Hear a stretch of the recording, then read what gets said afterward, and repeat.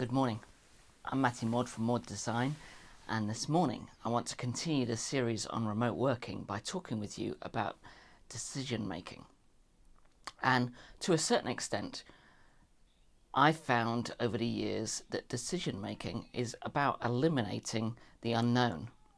It's about crossing off the unknown variables and replacing them with known variables until you get to a point where it's easy to make the final last decisions about what you're going to make. Already I've heard this in my head. It sounds a little bit confusing. So let's say you're planning a trip for your family. It starts with the big question of where. But sometimes the big question of where needs to be broken down by some of the constraints that you have. What time of year can you go? What's your budget? Does anyone's availability need to be considered? And so sometimes when all of these things are unknown variables, it can be very, very difficult to make the overall decision of where until you know some of the variables that you're working to. And so it's helpful to work your way through them one at a time and try and answer each small question so that you can work up to the big questions.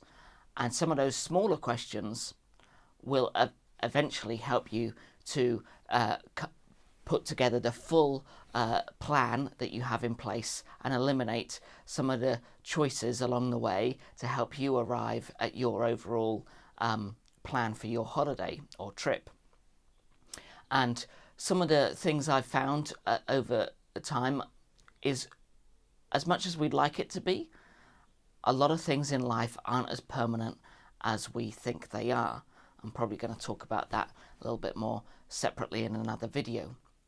But the reality is that actually things come and go, and often with the benefit of hindsight, we realise that some of the things that we spent hours labouring over or mulling over a choice, a year or two into the future, and they won't matter. They may not even be remembered.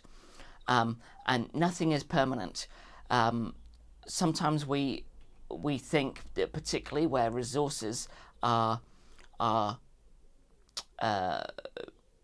not freely available or very sparse, we think that because we've invested a lot emotionally into that resource and the spending of that resource, be it time or money or what have you, that somehow our emotional connection to it means that we want it to have more significance than perhaps it really does. And we want to assign the kind of emotional attribute of permanence to it.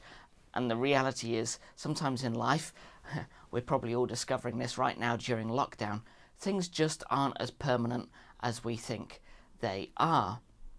And so sometimes when you realise that a decision isn't finite, it can be returned upon, sometimes that makes it easier to make the overall decision in the first place.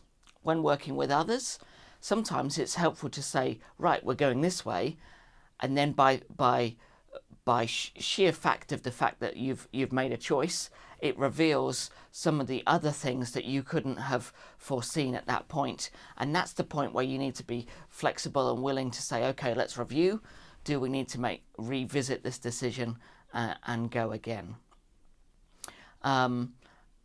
It's a bit like Phoebe from Friends when she's asking Ross, answer these questions. No, I think it was Joey. Never mind. It doesn't matter. You're either a Friends fan and know what I'm talking about, or you're not. But so sometimes decisions just need making. It's often more important to have made a decision and moved forwards than it is to have made the right one, because you can always go back and change it. There's actually relatively few things in life where it's not possible to review that choice in the future. I'm Matthew Maud from Maud Design. Have a really great day. Bye-bye.